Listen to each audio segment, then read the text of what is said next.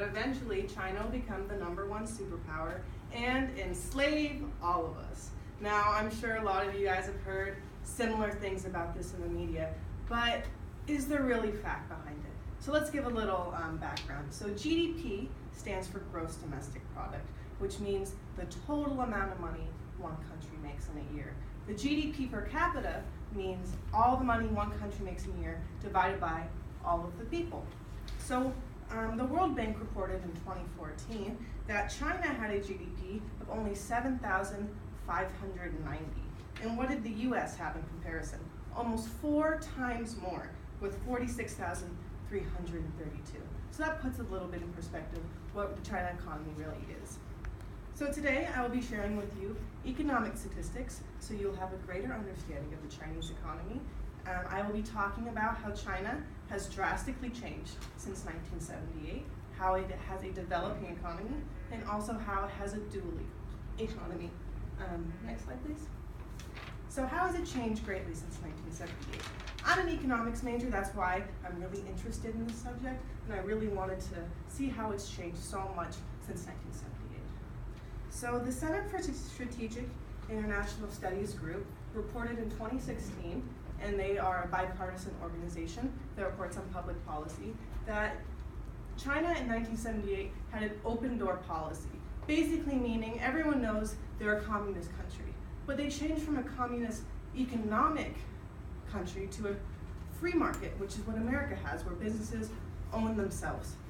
So this really changed the economy since 1978, and it's the reason why it has grown so much. And it's really, they wanted to emulate the success of America. So now that I've talked about how China has changed drastically since 1978, I will now talk about how China has a developing economy. So there are 3 classifications of an economy: underdeveloped, developing, and developed. So most people know that the US, Germany, Japan all have a developed economy, really steady. Underdeveloped countries are really known as such as nations in Africa that are very poor. But what does developing mean? It means it's like on the rise. So Brazil and China is a developing economy. Most people don't realize it. They think, oh, they're #1, but they're really still not up there with a lot of the countries today. So the World Bank reported in 2015 that the GDP, which is all the money one country makes, of China has been increasing 10% each year. And that's a huge deal. America increases 1 to 2% each year. Most countries are either negative or 1%. So even though they're a developing economy, it doesn't mean they're not booming right now. They're really getting big. They're still increasing, but they're just not steady yet. Also, the CIA reported in 2014 that the GDP, which is all the money one country makes, was $10.36 trillion in China, which is a lot of money. That's second only to the US. And the US had $17.5 trillion worth of money. And so why is the GDP so high for China, but when its GDP per capita is so low? Does anyone know how many people live in China? Anyone?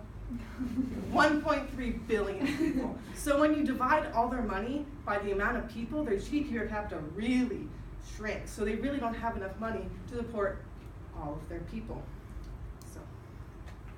So now that I've talked about how China has greatly increased over the years, the developing economy, I'll now talk about how it has a dual economy. So most people, when they think about China, they think of pop stars with pink hair, businessmen, really crazy people with a lot of money. But what most people don't see are people like this, really poor agrarian farmers.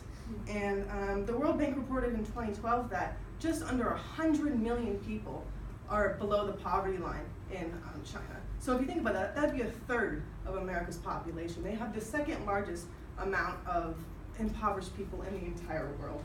That's how they have a dual economy. They have really, really rich people and really, really poor people. Now, they have a 5-year plan to help with welfare systems and help, give back to the poor people, but they still haven't been able to support their 1.3 billion people. So in conclusion, I have talked about how China has greatly increased since 1978, but also how it has a developing economy and a dual economy.